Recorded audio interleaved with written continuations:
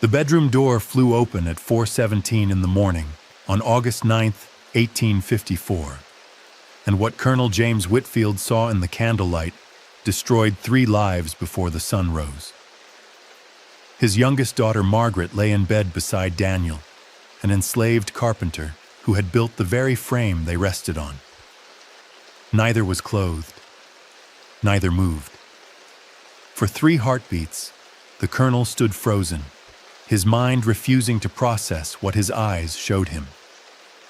Then his hand found the rifle he'd brought to investigate the noise that had woken him, and the calculation began. Not the calculation of a father protecting his child, but of a man weighing which death would cost him less, his daughter's reputation or his carpenter's life. The enslaved population at Fairhope Plantation would later say they knew the moment it happened, that you could hear the silence itself change, the way air feels different before lightning strikes. They were right. By dawn, Margaret Whitfield would be invisible. By noon, Daniel would be in chains.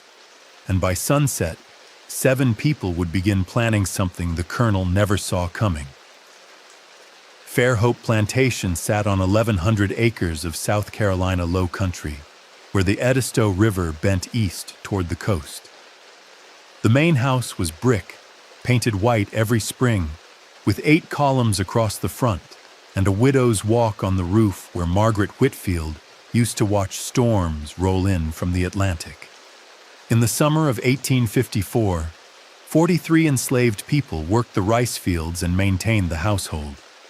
Another 6 were hired out to neighboring plantations, their wages feeding Colonel Whitfield's account at the Bank of Charleston. The colonel had built his wealth methodically over 28 years. He'd inherited 600 acres and 12 enslaved workers from his father in 1826, married Elizabeth Sinclair, whose dowry included 300 acres and 8 more workers, and expanded through careful purchases of adjacent land when neighbors fell into debt. By 1854, he was not the richest planter in Colleton County, but he was among the most respected.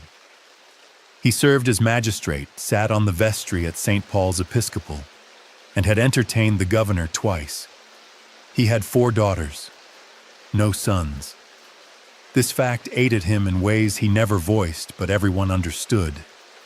His eldest, Caroline, had married a Charleston lawyer in 1851 and moved to the city. The second, Judith, was engaged to a Savannah merchant. The third, Anne, was courting a widower from Beaufort who owned a profitable lumber operation. And then there was Margaret, 17 years old that August, who read too much and asked questions that made her mother sigh with exhaustion. Elizabeth Whitfield had tried to shape Margaret into something manageable. Dancing lessons, deportment, watercolor painting, the careful cultivation of feminine accomplishment.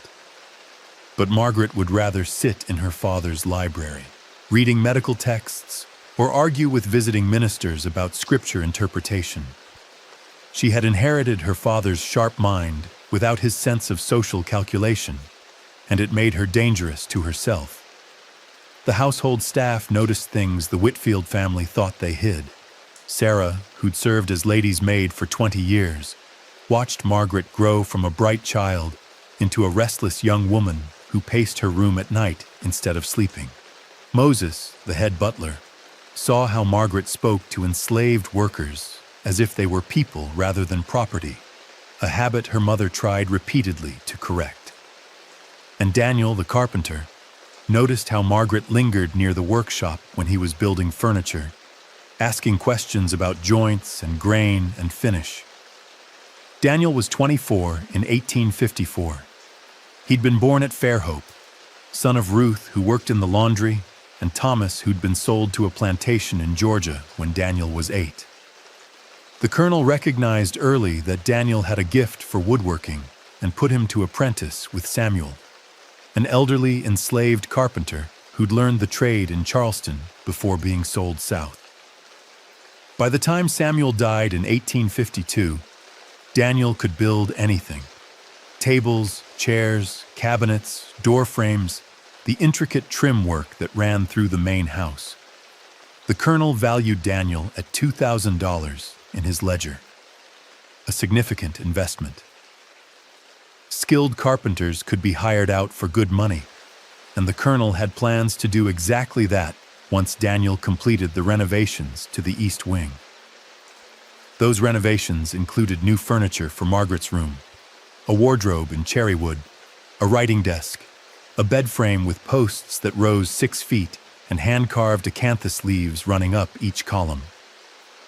Ruth worked in the laundry house behind the kitchen, a brick building with a constant fire burning to heat water in 2 massive copper kettles. The work destroyed hands and backs and lungs, but it also created a space where information flowed like the river steam. Women who washed the household's clothing saw everything: bloodstains, grass stains, tears in fabric, the intimate evidence of how people actually lived. In June of 1854, Ruth noticed something. Margaret's nightgowns needed washing more frequently. The collars showed dirt, as if someone had been lying on ground rather than clean sheets.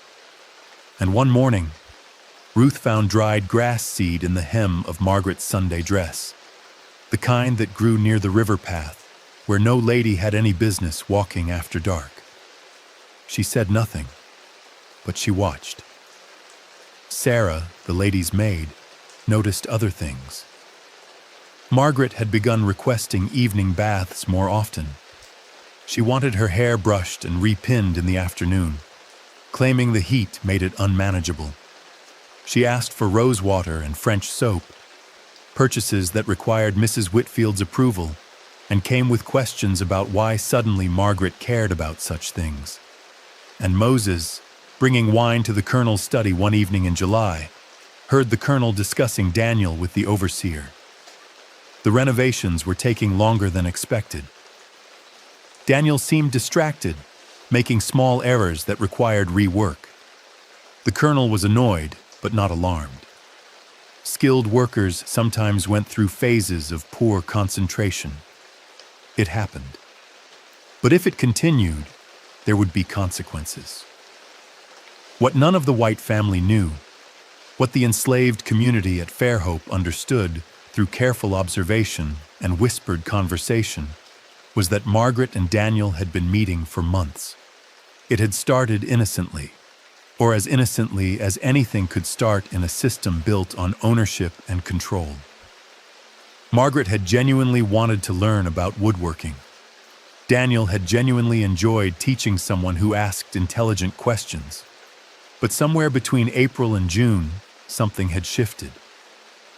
The meetings moved from the workshop to the river path, from afternoon to evening, from conversation to something the participants might call love and the law would call catastrophe. Ruth tried once to warn Daniel. She found him working alone in the shop on a Saturday evening and said quietly, "You need to stop whatever you're doing. You need to stop now before someone sees." Daniel looked at her with his father's eyes and said nothing. But Ruth knew her son. She'd raised him to be careful, to be invisible when necessary, to understand that survival meant accepting limits. And she saw in his face that whatever was happening with Margaret Whitfield, her son was no longer capable of being careful. Margaret's bedroom was on the second floor of the main house, at the east end of the hallway. Her window overlooked the gardens, and beyond them, the line of oaks that screened the slave quarters from view. The quarters were too far away for voices to carry, but on still nights you could sometimes hear the songs that rose after the workday ended. Margaret had learned to identify individual voices. She knew Ruth's alto, steady and true. She knew old Samuel's tenor before he died, and she knew Daniel's baritone, which she'd heard up close when they met at the river. On the night of August 8th, the Colonel and Mrs. Whitfield were hosting a supper for Judge and Mrs. Carlyle from Walterboro. The meal lasted 3 hours. Roast duck, rice dishes, vegetables from the kitchen garden, a Charlotte Russe for dessert.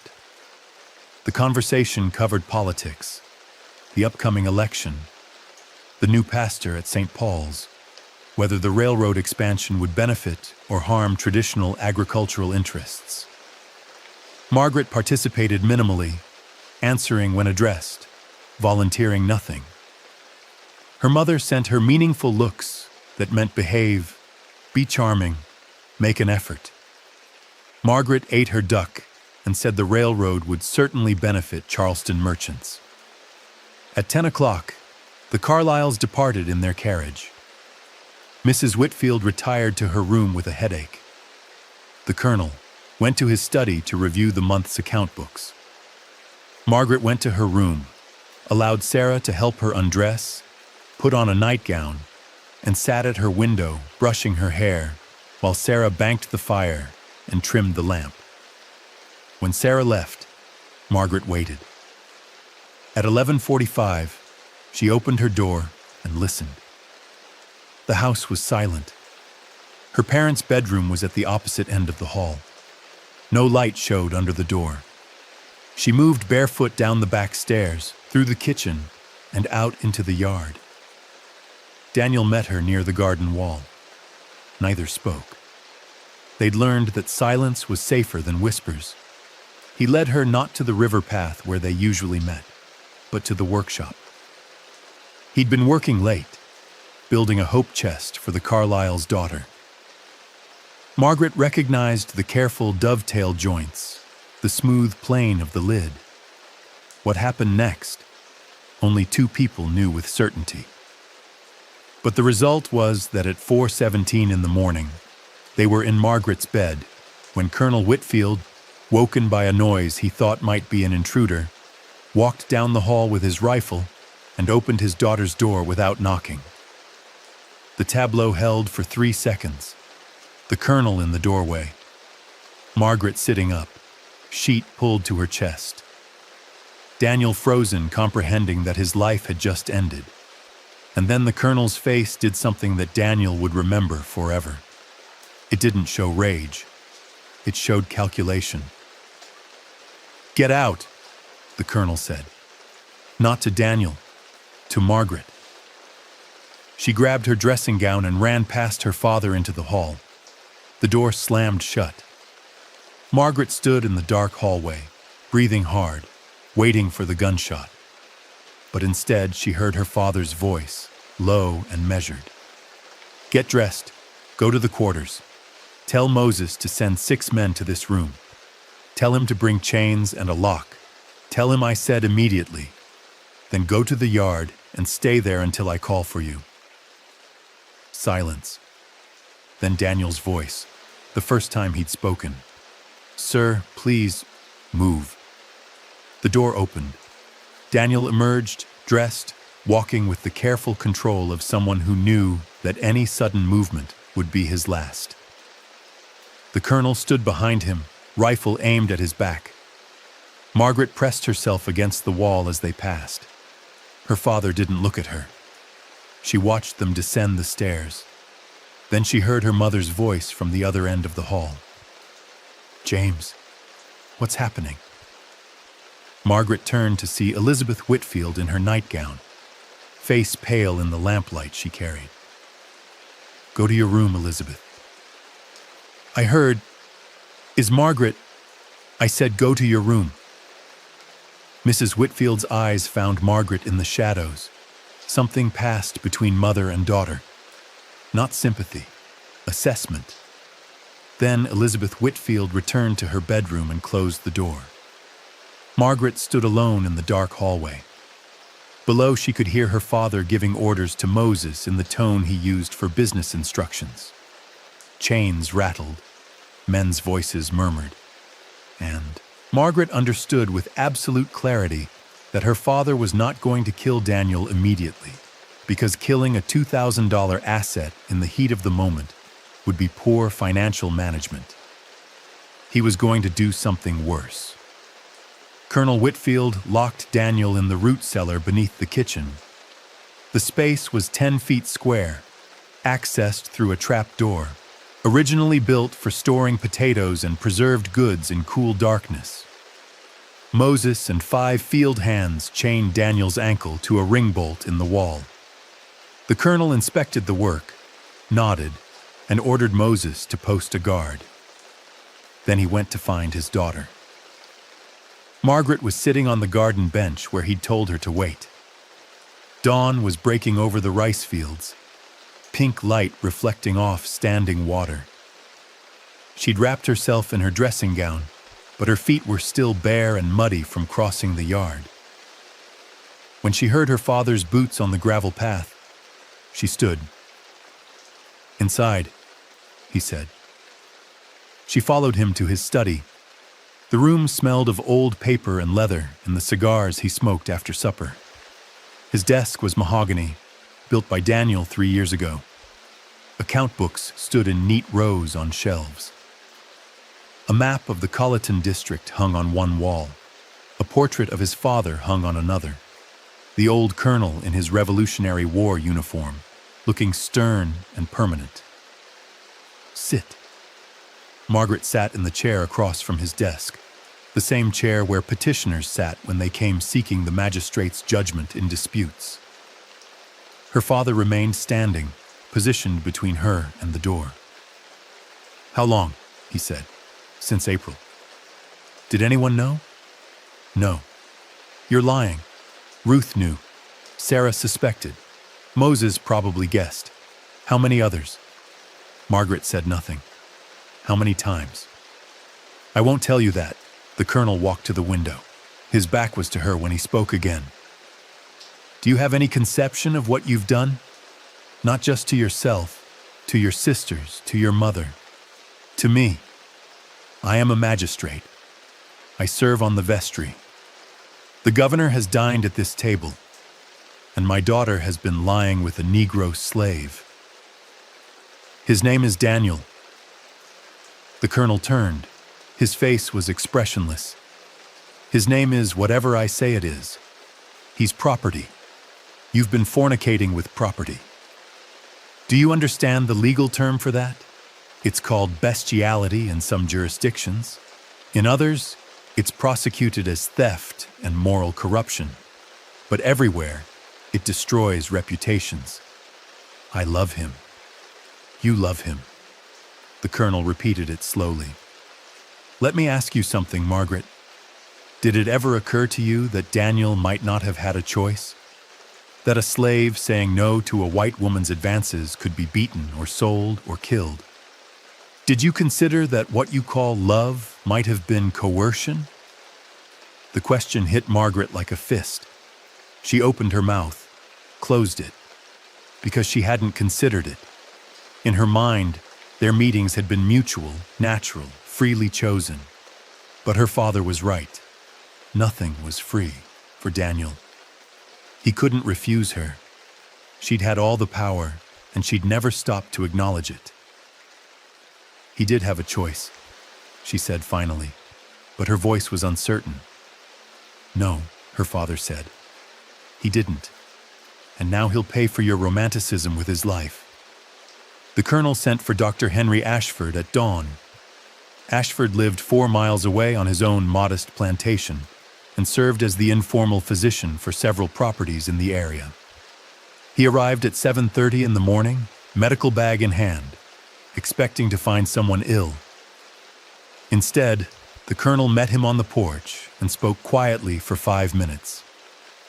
Ashford's face went through several expressions: surprise, disgust, calculation. Finally, reluctant agreement. Margaret was required to submit to examination in her mother's bedroom, with Mrs. Whitfield present. Dr. Ashford was professional but cold. He determined there was physical evidence of recent sexual activity.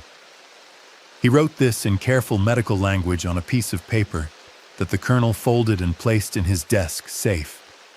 Evidence, documentation, proof that he'd acted reasonably given the circumstances. At 9 o'clock, the colonel gathered the entire enslaved population of Fairhope in the yard between the main house and the quarters. All 43 people. field workers still dirty from the morning's labor, house servants in their clean clothing, children, elderly, everyone. Moses stood to one side. Ruth stood near the back, her face carefully blank. The colonel spoke from the porch. "Last night, a serious crime occurred on this property. One of you committed an act that cannot be tolerated. As a result, that individual will be sold. He will leave Fairhope within 3 days. The rest of you will observe his punishment this morning and remember what happens to those who violate the trust placed in them." He nodded to Moses. "Bring him up." Daniel was hauled from the cellar, chains rattling. He could barely walk. Someone had beaten him during the night. His left eye was swollen shut, and his mouth was bloodied. When he reached the yard, 2 men forced him to his knees in front of the assembled crowd. The colonel descended from the porch holding a leather strap, not the whip used in the fields. Something thinner, more precise. 20 lashes, he said, for theft and moral corruption. Ruth made a sound, not a scream, something lower, animal. 2 women beside her held her arms, preventing her from running forward. Margaret watched from her bedroom window, her mother's hand on her shoulder. She tried to look away. Her mother's grip tightened. "No, you watch. You did this." The flogging took 12 minutes. The colonel administered each stroke himself, methodical and controlled. Between lashes, he paused, making sure Daniel remained conscious. When it was finished, Daniel was dragged back to the cellar. The crowd dispersed in absolute silence, and the colonel went inside to write letters. Over the next 2 days, the colonel negotiated Daniel's sale. This required careful handling. You couldn't simply tell a potential buyer that the slave in question had been caught in bed with your daughter. That information would travel, and soon everyone in Colleton County would know. Instead, the colonel invented a different crime: theft. Daniel had been caught stealing tools from the workshop to sell in Walterboro. A plausible lie, the kind of dishonesty white society accepted because it protected their shared fiction of control. 3 potential buyers came to inspect Daniel. The first was a rice planter from Georgetown who needed a skilled carpenter. He examined Daniel in the cellar, noted the injuries, and offered $900. The colonel refused. Daniel was worth $2,000 in good health. Injured and beaten, he was still worth more than $900. The second buyer was a merchant from Charleston who purchased skilled slaves to hire out to urban businesses. He offered $1,100. The colonel countered with $1,400. They settled at $1,250, a significant loss but acceptable given the circumstances. The third buyer was a man named Silas Goodwin, who owned a turpentine operation near the Georgia border. Goodwin was known for working slaves to death in the Pine Barrens, a place where yellow fever and accidents and sheer exhaustion killed men faster than they could be replaced. He offered $800 and made it clear he was doing the colonel a favor by taking a problem off his hands. The colonel chose Goodwin, not for the money, for the certainty that Daniel would suffer and likely die within a year. It was revenge dressed as business. When Ruth learned where her son was being sold, she tried to intercede. She went to the colonel's study and begged on her knees. She offered to work double hours, to give up her food ration, anything. The colonel looked at her with mild annoyance. "Your son committed a crime. He's being punished. Be grateful I'm not holding you responsible as well." "Please, sir, not Goodwin. Sell him anywhere but there. I'll never see him again." That's the point. Ruth left the study.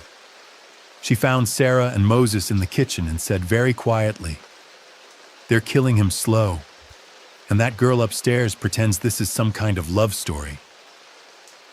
Margaret was confined to her room under what her mother called house arrest and her father called protective custody. Sarah brought her meals. Mrs. Whitfield visited twice daily to lecture about ruined reputations and family disgrace. No one discussed Daniel directly. He was an absence, a void in the conversation, the crime that made other crimes necessary. On the second day, Margaret tried to write a letter to Daniel. She got as far as, "I'm sorry for what my love has cost you," before realizing how grotesque it sounded. Her love, as if she'd given him something valuable rather than destroying his life. She burned the letter in her fireplace and stared at the ashes. That evening, her father came to her room. He sat in the chair by the window and spoke without looking at her. "I've arranged your departure. You'll leave on Friday for Charleston. My sister Constance has agreed to take you in. You'll live quietly as her companion. No society, no prospects of marriage. You've made yourself unmarriageable here. Perhaps in 5 or 10 years, we can invent a widowhood for you and find some frontier farmer who needs a housekeeper more than he needs a reputation. I won't go. You will, or I'll have Dr. Ashford commit you to the asylum in Columbia for moral insanity. Your choice." Margaret understood this was not an empty threat. Women were committed for far less. She'd read about it in her father's law books. The asylum was a place where people went and sometimes never came back. "If I go to Charleston, I want something in return." Her father finally looked at her. "You're in no position to negotiate. Stop the sale to Goodwin. Sell Daniel to someone else. Someone who won't work him to death." "No. Then I'll tell everyone what happened. I'll stand in the church and announce it. I'll write letters to every newspaper in Charleston. I'll make sure everyone knows." The colonel stood. "If you do that, I'll say you're delusional. Dr. Ashford will testify that your mind is unbalanced. Your mother will confirm it. And you'll spend the rest of your life in an institution where they chain women to beds and force-feed them when they refuse to eat. Is that what you want?" Margaret stared at her father. She'd known him her whole life. She'd sat at his table, read his books, listened to his judgments as magistrate. She'd thought she understood him, but looking at him now, she realized she'd never known him at all. "You're a monster," she said quietly. "I'm a father protecting his family from scandal. Daniel leaves tomorrow at dawn. You leave Friday. That's final." He walked out. Margaret sat by her window watching darkness settle over Fairhope. In the quarters, she could hear singing. Someone was leading a hymn. She couldn't make out the words, but she recognized Ruth's voice among them. Steady, unbroken. A sound that carried more weight than any scream. That night, something happened that wouldn't be documented in official records. Ruth, Moses, Sarah, and 4 others gathered in the carpenter's workshop after the colonel and his family had gone to sleep. They brought candles, paper, and a bottle of ink Daniel had used for marking wood. Sarah could write. Her previous owner in Charleston had been careless about education, allowing enslaved children to attend Sabbath school where they learned letters. She'd kept this skill hidden at Fairhope for 12 years, using it only in secret. Now she used it to create a document. August 9th, 1854. Daniel, son of Ruth and Thomas, was beaten and sold to the turpentine camps for the crime of being desired by Margaret Whitfield. He committed no crime. She condemned him. The colonel calls this justice. We call it murder. 7 people signed their names. Ruth made an X, unable to write, but insisting her mark appear. Moses signed carefully, using the hand that had once belonged to a clerk in Virginia before he was sold south. Sarah signed. 4 others signed. The paper was folded, sealed with wax from a candle, and hidden in a hollow space behind a board in the workshop wall. "For who?" Ruth asked. "Who's going to find this?" "I don't know," Sarah said. "But someday, someone should know what really happened here." They dispersed separately, returning to their cabins in ones and twos. The night was hot and still. Mosquitoes swarmed near the river. In the main house, Margaret sat awake watching the quarters, seeing nothing but darkness and the faint glow of banked fires. At dawn, Silas Goodwin arrived with a wagon. Daniel was brought up from the cellar, chained hand and foot, and loaded into the wagon bed like lumber. Ruth stood at the edge of the yard, held back by Moses, who gripped her arms to keep her from running forward. Daniel looked at her once. She saw her son's face, swollen and damaged, but his eyes were clear. He mouthed something. She couldn't tell if it was "I'm sorry" or "I love you" or something else entirely. Then the wagon pulled away down the long drive lined with oaks. The gates closed behind it, and Daniel was gone. Margaret left Fairhope on Friday morning, August 11th, in a closed carriage driven by Moses. Her mother watched from the porch. No embrace. No farewell beyond "conduct yourself properly in Charleston." Her sisters had been informed by letter of a vague illness requiring extended rest in the city. No one would see Margaret for months, perhaps years. By the time she returned, if she returned, the scandal would have faded into the general amnesia white society maintained about its own sins.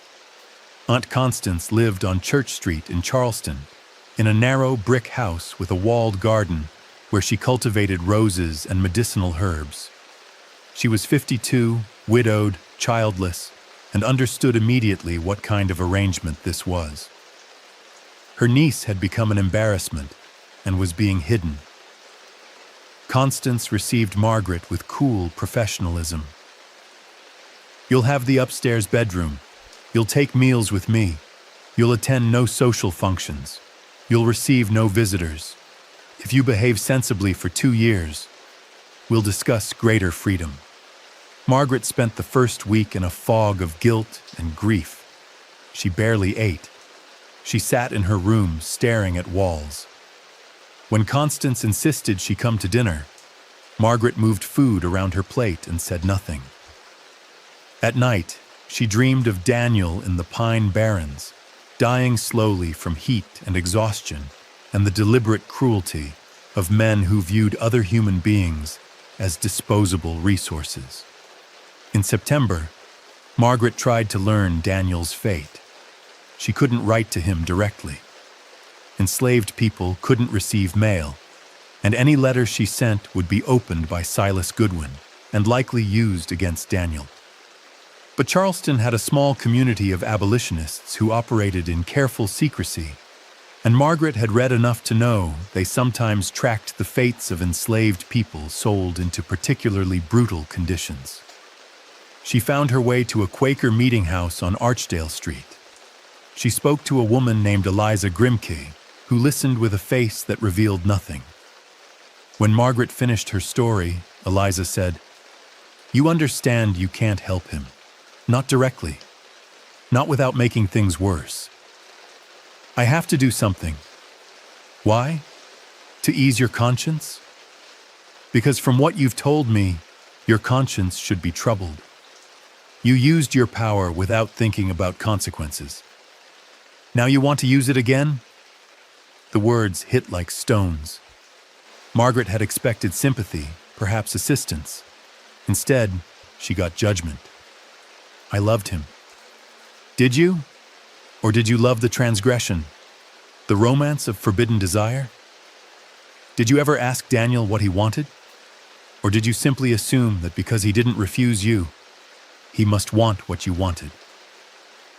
Margaret had no answer. Eliza Grimke stood. "If you truly want to help, help the people who can be helped." There are networks that assist those escaping slavery. We need money, safe houses, people willing to take real risks. But don't make this about your personal redemption. That's just another form of selfishness. Margaret left the meeting house and walked the Charleston streets for hours. The city was crowded with commerce. Enslaved people labored everywhere, carrying loads, building structures, serving in shops and hotels. The machinery of oppression was so vast and ordinary that most white people never saw it. They walked past human suffering and called it business. By October, Margaret had stopped trying to save Daniel and started trying to learn what abolition actually required. She gave money to Eliza Grimke's network. She attended clandestine meetings in private homes where people discussed routes north and safe passages. She learned to code messages and memorize names without writing them down. She became useful in small ways. A courier, a copyist, someone who could forge passes and documents because she had the education and steady hand needed for such work. But at night, alone in her room, she still dreamed of Daniel. The turpentine operations near the Georgia border worked on a system called boxing. Workers cut deep V-shaped gashes into living pine trees, placed metal cups below the cuts, and collected the resin that flowed out. The resin was boiled in copper pots to produce turpentine and pitch, valuable products that lubricated the wheels of maritime commerce. The work was brutal. The heat was killing. The mosquitoes carried fever. Most men lasted 2 or 3 years before their bodies gave out. Daniel lasted 4 months. He died on December 13, 1854, of what the overseer recorded as bloody flux, a generic term for any condition that caused internal bleeding and death. No doctor examined him. No record was kept beyond the single line in Silas Goodwin's account book. Daniel, Negro carpenter, purchased Og 10, died Decorn 13, loss 1,250. Ruth didn't learn of her son's death until February of 1855, when a freedman traveling through the area brought word back to Colleton County. He'd heard it from another enslaved person who'd heard it from someone who'd worked the same camp.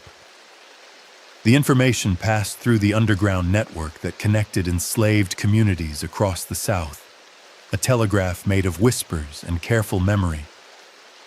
Ruth received the news while scrubbing clothes in the laundry house.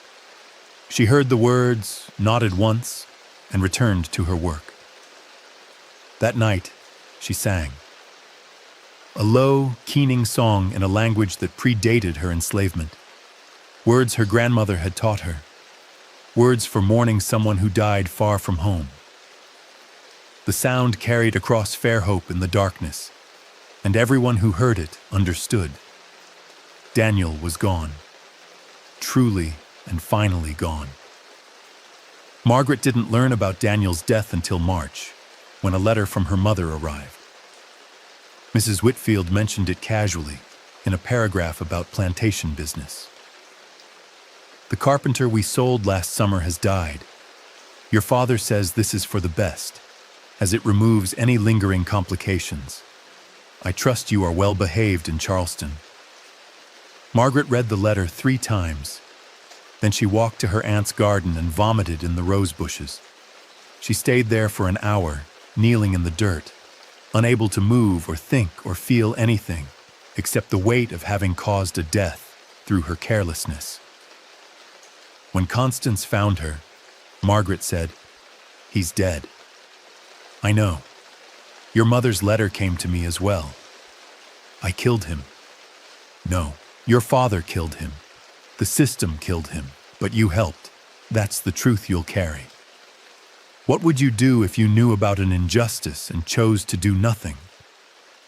This was the question that haunted Fairhope Plantation through the winter of 1854 into the spring of 1855. Everyone knew what had happened. The enslaved community knew. The house servants knew. The field workers knew. Even the neighboring plantations knew.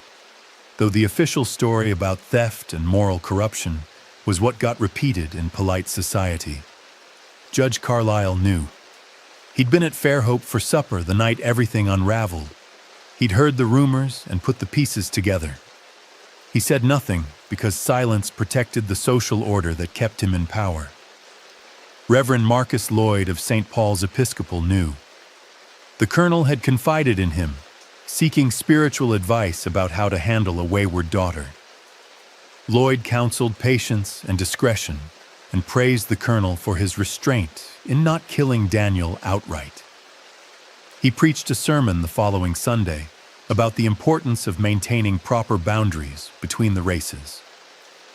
Dr. Ashford knew because he'd conducted the examination and provided the medical documentation. He was paid $20 for his services and his silence. He used the money to purchase a new microscope from Boston. The Whitfield daughters knew. Caroline in Charleston, Judith in Savannah, Anne in Beaufort. They knew their youngest sister had been sent away in disgrace, and they knew why. They wrote letters to their parents expressing support and horror at Margaret's behavior. They never wrote to Margaret. The white community of Colleton County knew something had happened at Fairhope, even if they didn't know details. They saw Margaret disappear. They noticed the colonel's tight-lipped manner when asked about his family. They heard the property sold to Goodwin had died quickly, and they folded this information into their collective understanding of how such things were handled. Discretion, efficiency, the maintenance of reputation above all else. But what none of them knew was that Ruth, Moses, Sarah, and others at Fairhope had begun keeping their own records. Not just the document hidden in the workshop wall, a broader accounting.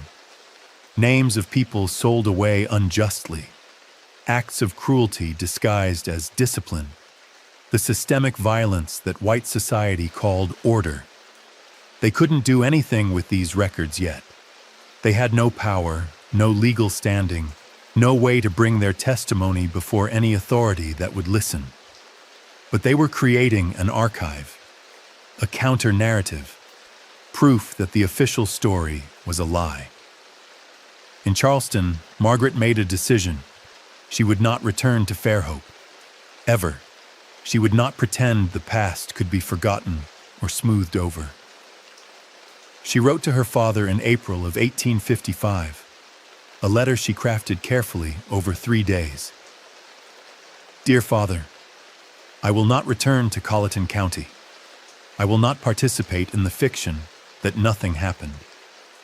Daniel died because of me, because of you, because of a system that treats human beings as property. I cannot change the past, but I can refuse to profit from it going forward. Consider me dead.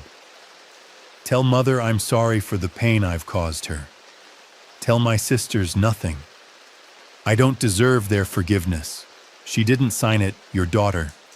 She signed it, Margaret Sinclair Whitfield, using her full name as if claiming an identity separate from the family that had shaped her. Aunt Constance read the letter before Margaret sent it. This will sever you permanently. Your father won't allow you back even if you change your mind in 10 years. You'll have no inheritance, no family connection, no prospects. Are you certain? Yes. Then you'll need to support yourself. I can keep you here for a time, but not indefinitely. Do you have skills that could earn money? Margaret thought about this. She could read and write fluently. She knew mathematics, history, literature.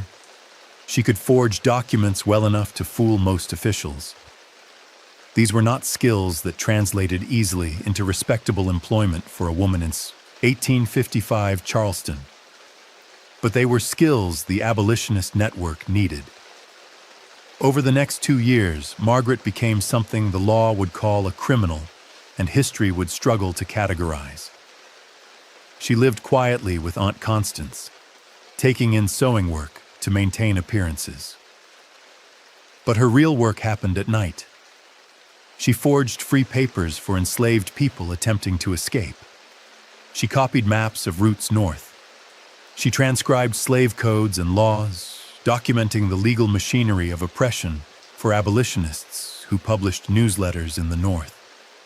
She became efficient at lies and careful deception, at maintaining a bland public face while committing acts the state considered treason.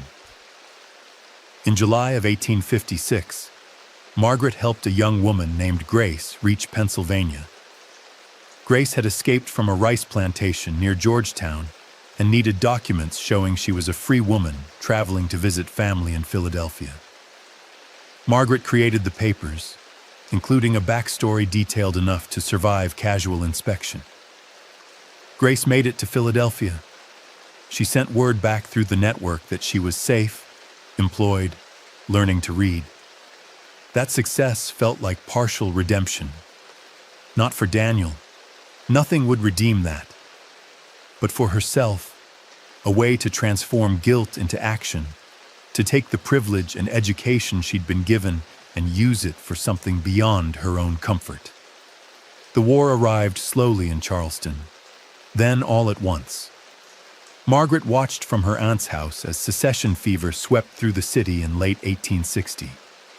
She heard the speeches, saw the militias forming, understood that the tensions between North and South had finally reached the breaking point.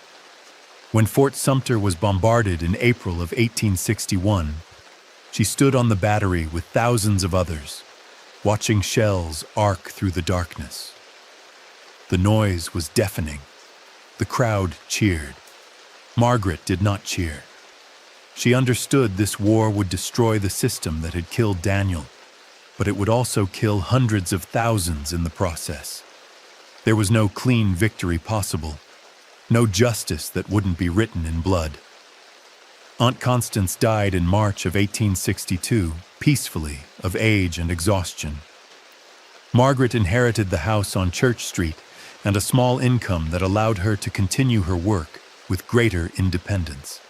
As Charleston came under siege and federal blockade, Margaret shifted her operations. She no longer forged papers for people escaping north. Instead, she documented what was happening in the city. She wrote detailed accounts of shortages, suffering, the breakdown of civil order. She recorded what enslaved people told her about conditions on plantations where white men had gone to war and white women struggled to maintain control. These documents she sent north through Quaker networks, providing intelligence to federal authorities who were trying to understand the Confederacy's vulnerabilities. It was dangerous work. If caught, she'd be hanged as a spy. But Margaret had discovered something about herself. She was good at risk. She was good at secrets. The privilege that had once made her careless now made her invisible.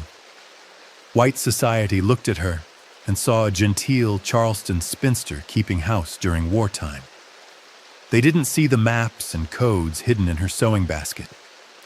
When Charleston fell in February of 1865, Margaret was 45 years old. She'd lived in the city for nearly 11 years. She'd helped 53 people escape slavery, forged documents for twice that many, and provided intelligence that contributed to 3 federal operations. She'd also never stopped thinking about Daniel, never stopped carrying the guilt of his death.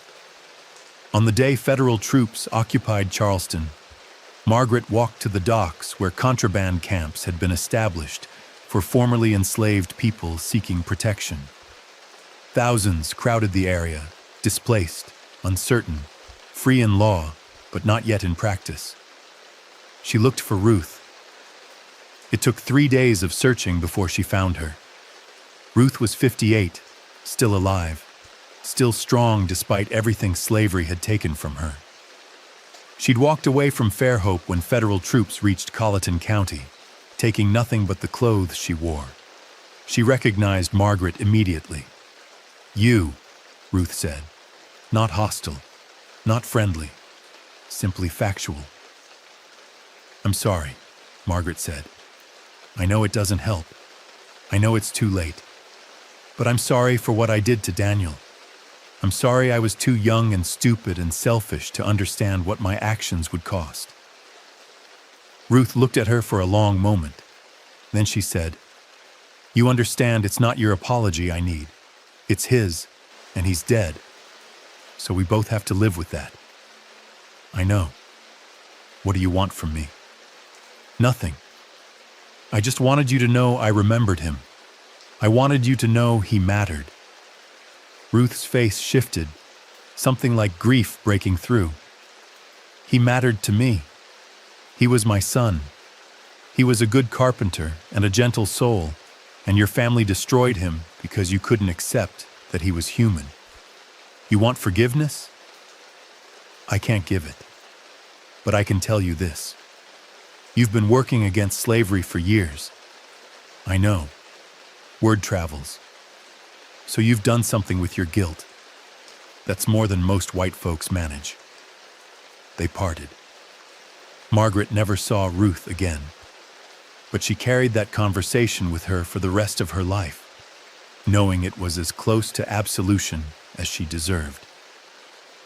Fairhope Plantation was burned in March of 1865 by federal troops who were systematically destroying property along the Edisto River to prevent its use by remaining Confederate forces. The main house went up in flames. The quarters were left standing, but eventually collapsed from neglect. The fields went fallow. The Colonel and Mrs. Whitfield had fled to Columbia months earlier. They died there in 1866, the Colonel from a stroke, Mrs. Whitfield from pneumonia. None of their daughters attended the funerals. The family had fractured beyond repair. In 1878, a freedman named Marcus Washington purchased 60 acres of the former Fairhope property for back taxes. He'd been enslaved there as a child, sold away before the war, and returned after emancipation to claim a piece of the land he'd worked for no wages. He built a small house and farmed tobacco. While salvaging lumber from the ruined carpenter's workshop, Marcus found the document hidden behind a board in the wall. The paper had survived because the workshop, being brick, had burned less completely than wooden structures. The ink was faded, but readable. Marcus took the document to a teacher at the new Freedmen's School in Walterboro. The teacher, a black woman from Philadelphia named Anna Freeman, read it carefully. Then she copied it and sent the copy to a northern newspaper that was collecting testimony about slavery's abuses. The document was published in the Boston Liberator in September of 1878 under the headline, "Found Record Reveals 1854 Plantation Injustice." It caused a brief stir. Some readers dismissed it as fabricated propaganda. Others saw it as confirmation of what they'd always believed about slavery's cruelty. But mostly, it disappeared into the vast archive of atrocity that America was only beginning to acknowledge and would never fully confront. Margaret read the published document in a Boston library in 1879. She was 62 years old, living in a boarding house in the North End, supporting herself by teaching reading to immigrant children. She saw her name in print, saw Daniel's name, saw the truth that 7 enslaved people had risked punishment to record. She wrote one final letter, addressed to no one, never sent. "I was 17 and thought love could conquer the boundaries between us. I was wrong. Love without power is just another form of violence against those who have no choice. Daniel died because I refused to see this. I've spent 40 years trying to atone. But atonement doesn't bring back the dead. It only teaches the living to be more careful with the power they hold. If anyone reads this, know that I loved him. But my love was the problem, not the solution. The solution was ending the system that made our love deadly. The war did that. Too late for Daniel, too late for thousands like him. But done. Finally done." She burned the letter in her fireplace and watched the words become ash. Margaret Sinclair Whitfield died in Boston in 1893 at age 76. Her obituary mentioned she'd taught immigrant children and contributed to various charitable causes. It did not mention Fairhope, Daniel, or the years she'd spent forging documents for escaped slaves. She'd become invisible again, this time by choice. Ruth lived to be 82, dying in Charleston in 1889. She spent her last years living with her granddaughter, a teacher, and telling stories about Fairhope to anyone who would listen. She made sure Daniel's name was remembered, even when the details of how he died became uncertain in the telling. Some versions said he was beaten to death. Some said he died of fever. All versions agreed he'd been murdered for the crime of being desired by a white woman. The document found in the workshop wall was eventually donated to the South Carolina Historical Society. It remains in their archives, cataloged as Enslaved Community Record, Colleton County, 1854. Historians debate its authenticity. Some argue the handwriting shows education unlikely among enslaved people. Others point to the signatures and marks as evidence of its genuine origin.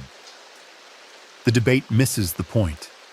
Whether the document is authentic in every particular, the story it tells is true in the way that matters. People were destroyed by a system that treated humans as property, and those who suffered found ways to testify.